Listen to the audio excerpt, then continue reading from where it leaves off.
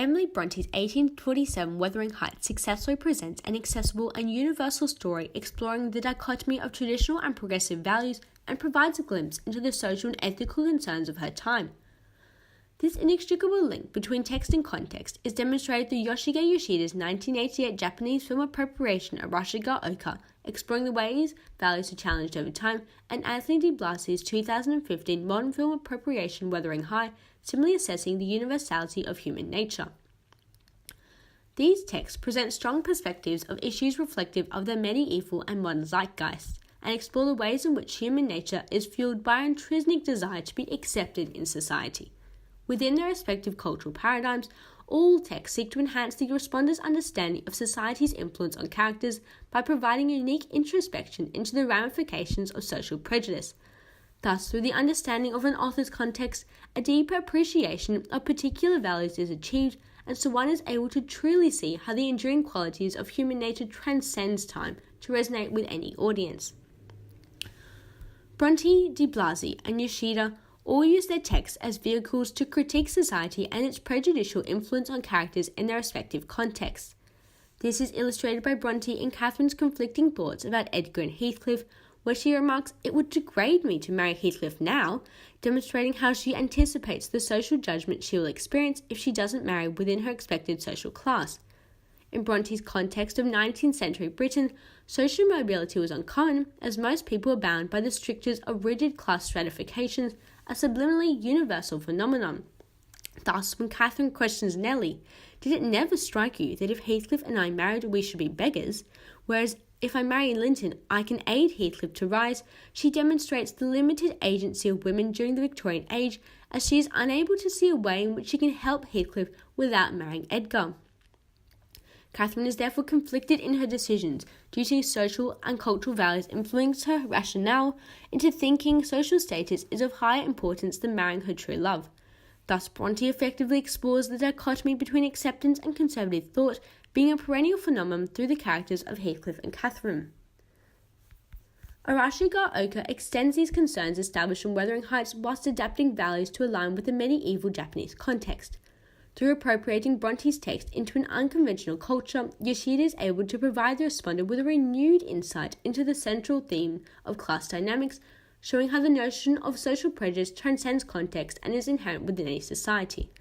From the moment Heathcliff is introduced into the Yamabe family, he is continuously ostracized, being called a scoundrel and ordered to go among the servants behindly, with the use of a high-angle shot emphasizing his vulnerability and the low lighting highlighting the depressing nature of his ostracization. Furthermore, the fact that Catherine remains distant and appears at the edge of the screen in a wide-angle shot demonstrates how she doesn't involve herself in the situation, reflecting the disempowered status of women in medieval Japanese society.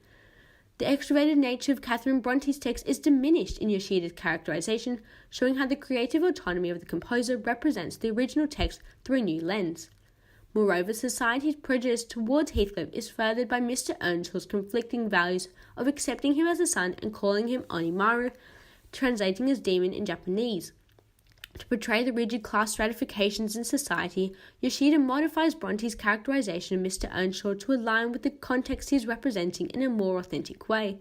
Hence, Yoshida's attempt to preserve the integrity of the original text whilst remaining true to the context he is representing culminates in an insightfully meaningful film highlighting the aspect of the human condition where we all desire to be accepted. The contemporary setting of Wuthering Heights in Malibu, California, creates a meaningful sense of contrast not only in comparison to Wuthering Heights but also to Arashi ga Oka. Set in the 21st century, many values are adapted to the character's high school experience, appropriating society's prejudice towards Heathcliff to become the unacceptance of a new person at school, with the dichotomy of progressive and traditional thought being represented by Catherine's conflict in welcoming Heathcliff as a sibling or shunning him as an outsider who doesn't belong. De Blasi effectively establishes the alienated nature of Heathcliff through his obstreperous behaviour at school and his indifferent response to getting in trouble. Heathcliff's ostracised nature is recontextualised in his representation as a delinquent, making his character accessible for modern responders. The progression from the conservative thought of the other texts mirrors the relaxed parameters of our society, which is reflected in the setting and characterization. With the setting of the film being a high school set in the 21st century, the language used is much more colloquial and thus more accessible. Additionally, the sunny setting of Malibu substantially contrasts from the ominous settings in both Bronte's and Yoshida's texts. Whilst creating a sense of contextual disparity, de Blasi still demonstrates how in any social setting these class struggles still remain. Thus, by chronicling the reality of the human experience, all composers demonstrate the need for resilience through their characters. Therefore, through appropriations, the discussion of themes such as prejudice and acceptance become more relatable and hence more engaging through the use of modern media. In conclusion, Wuthering Heights, Arashiga Oka, and Wuthering High all comment on the universality of human nature through the exploration of prejudice and acceptance through disparate lenses. Within each of the text, themes and ideas are made more readily accessible through the changes in context, demonstrating the rationale for appropriations. Thus, through the use of modern media and accessible language, the audience is better able to understand Bronte's classic through analysing how values are inherently dependent on context. Ultimately, all texts demonstrate the enduring relevance of ideas across contexts whilst reflecting the values of the time in which they were composed, hence highlighting the link between text and context.